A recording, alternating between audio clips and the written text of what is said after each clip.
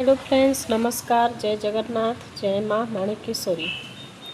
आमे सांग मेलरे हेउ कि आम बंधु बांधव सहित हेउ आमे मजाक करि थाउ।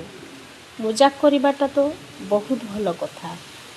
मजाक शब्दटी मजाक रे रहिबा निहाती जरूरी।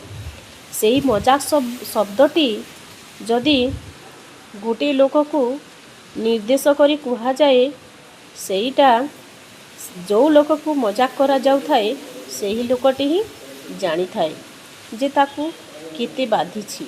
सेही भली मजाक कहार हृदय को बाधिला भरी मजाक आमे केबे करिबा नाही। जो लोक को मजाक करा जाउछि ता हृदय को केते बाधिछि सेही जानी थाए। तार हृदय को तीक्ष्ण छुरी भली से मजाकटी काटी थाए आउ से सारा जीवन पाई से मजाकटी को मने रखी थाए। जय जगन्नाथ, जय माँ माणिकेश्वरी।